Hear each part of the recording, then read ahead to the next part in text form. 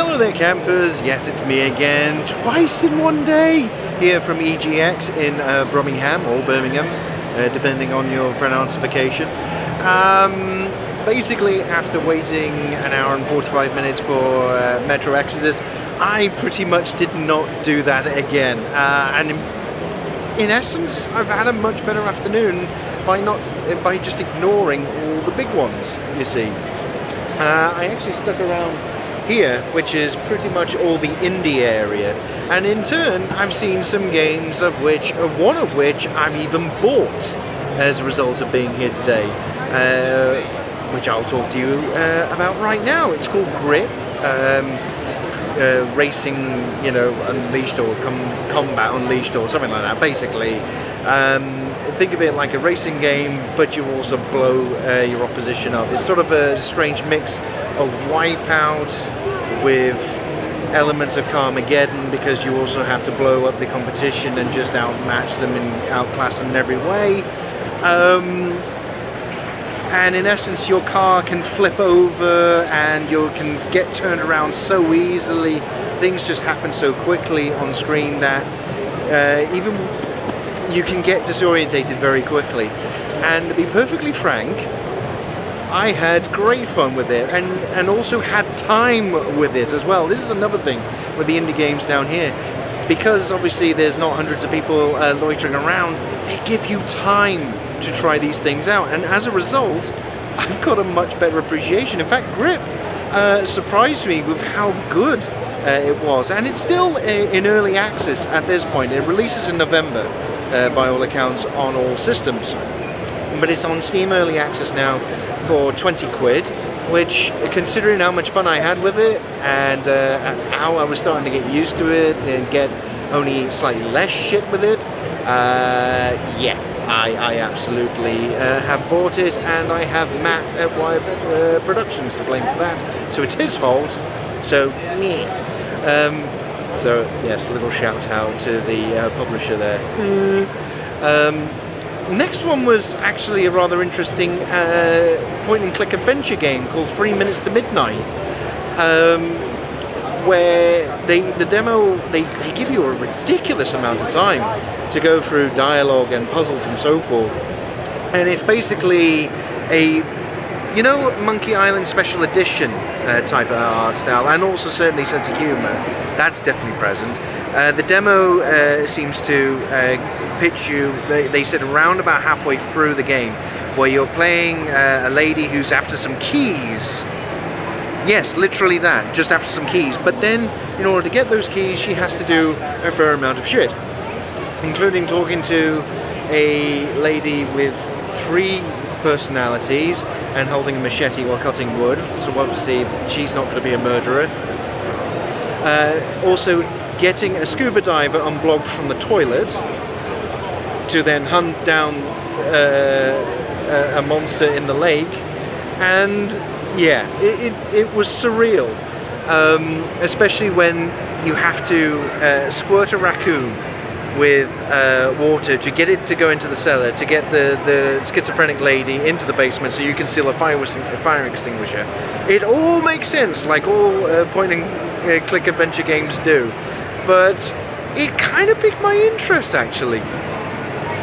So much so I spent a good 40 minutes on the game with the demo.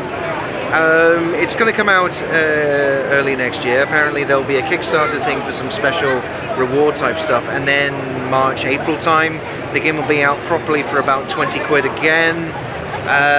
They said it was about 12 hours of gameplay.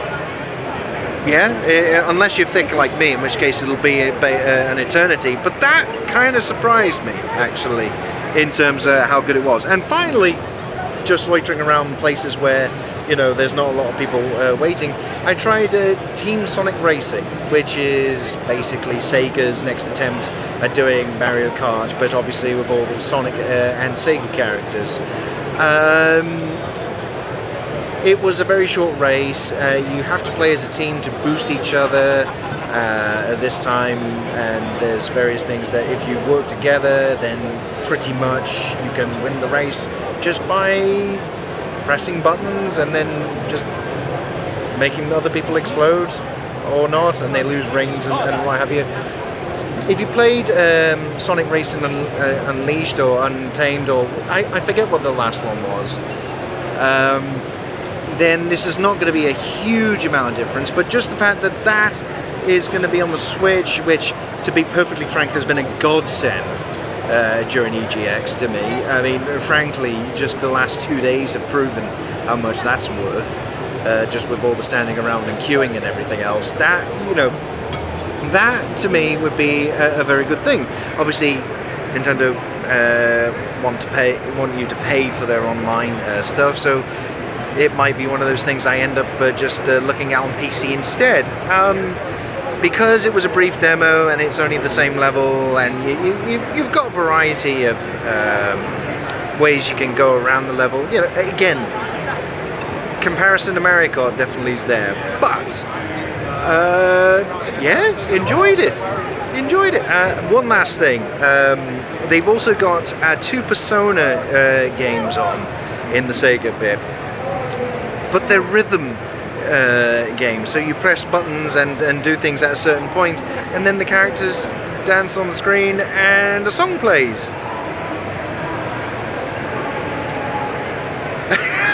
As you can imagine, I'm fucking awful. I don't see myself picking up either Persona 3 or Persona 5, whatever it is in Moonlight. I forget the full titles of them. You see, again, if I was professional, I'd have all this stuff written down, but I'm not.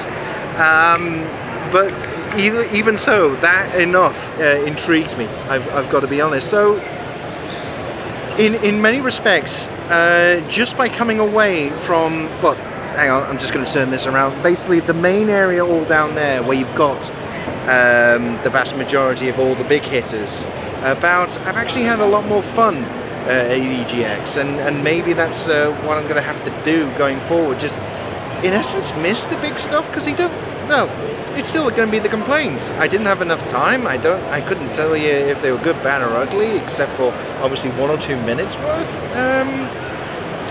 And yeah, the indie titles, they give you a lot more time, they're a lot more patient, because obviously they don't have the budgets and all the rest of it. They want people to play their stuff. And in essence, that's where I've had the most fun here at EGX 2018. It's really sad to say. Right, I'm going to go and get a cafefe because I is bollocks.